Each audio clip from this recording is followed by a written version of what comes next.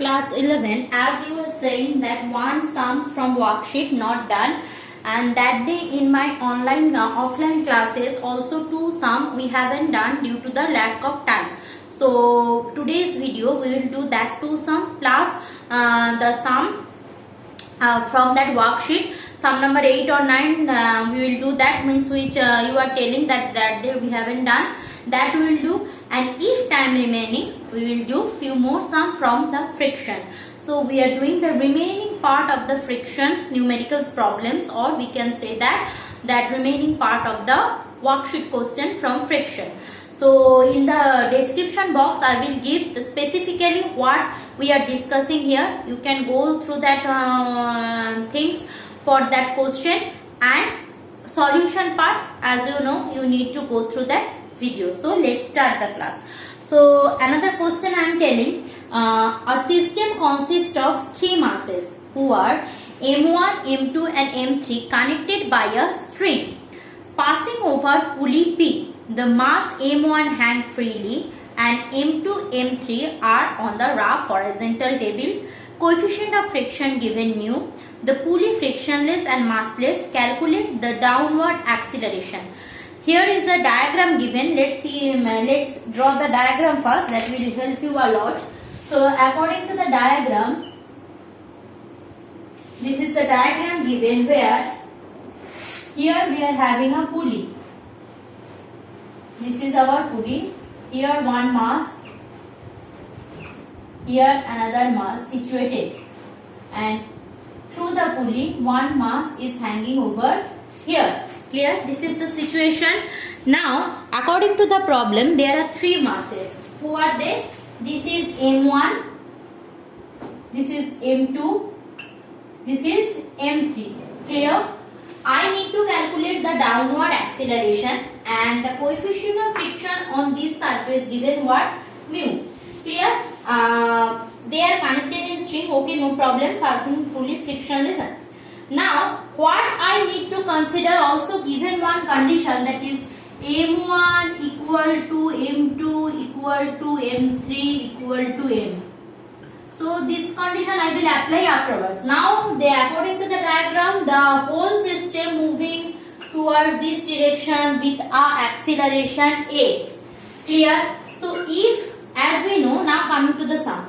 Now as we know, if the system is moving towards downward direction with an acceleration A, so pulley is giving a tensional force on the string. This will be act along this direction. This is T1. Clear? Now what is happening? Now pulley given force to the block T1. So obviously this side also I will get a force of T1. Done. Both the sides same force, because that tension will be in that direction also. Now let's see. If the pulley is dragging M, because since the object is dragging the whole system towards the downward direction, so obviously the mass M1 and M2 will be dragging towards the downward direction, just like the chain problem. So if it is dragging toward downward direction, okay, no problem. Now if it is moving towards the downward direction, so along this in the opposite direction there will be a tensional force. No confusion. Means this is the tensional force in between M1 and M3 string which is connected these two. Now if with an tensional force the M2 moving along T1 or moving downward, so in opposite direction we are having a frictional force. Clear? So what should be that frictional force value? That frictional force directly I am writing mu n, which is mu m2g, and if M3 also pulled by that same tensional force, so along this direction I will have another frictional force, that is mu to M3g. I think no confusion up to that. Clear? Now as I am telling, the whole system is moving towards the downward direction, and obviously M3 pulling it with an reaction force. So obviously this is also T2. Clear? This is also T2, the action force. Clear? This is action vice versa opposite direction, action reaction force means M2 pulling M3, M3 also pulling M2, vice versa opposite reaction force. Done. Up to that, done. Now let's see what is happening. Now if I consider directly my first thing, so M1 moving downward direction, so force applied on the M1 downward force should be greater than the tensional force, so it will move in the downward direction. That's a very clear knowledge. So from this equation, from this object M1, what I can write, obviously that downward force or M1G is greater than T1, that's why they are having an acceleration. Okay, this is my equation 1, done. Now for these two, these two, what I can write? Now let's see. Obviously the system is moving towards the downward direction, means T1 is far greater than this T2. Okay, so let's see. First of all T1, maximum T1. Next, what need to subtract? Next tensional force is opposite direction, that's why minus T2.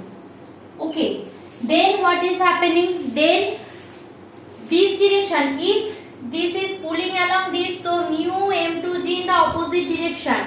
So T1, T2's resultant should be greater than mu M2G. So it can move towards the downward direction, means that is equal to my M2A. This is my equation 2. Done. And what will be the equation 3? Whenever I am considering equation 3, no need to consider T1. So here only the affecting factor is T2. So T2 must be greater than mu 2 M3G. That's why it is pulling towards the downward direction. So T2 minus mu, sorry, this is mu only, mu M3G, that is equal to M3A, because all drag with the same acceleration towards the ground. This is the 3 equation. Please do copy and then we'll solve. Now see, from this equation what I will get? I will get the T1 value. So write down. Okay, give a pause break and then write down. Okay, so if I am going through that, so my T1 will be equal to, from this equation what I can write? I can write T1 equal to T1 to G minus A M1. Done. So from equation 2 I will get equation 1, I am getting T1. So that T1 I will put it over here. So if that T1 I put here, and this is not required right now. So if I put this T1, so this equation, this is also not required. I am using this space. So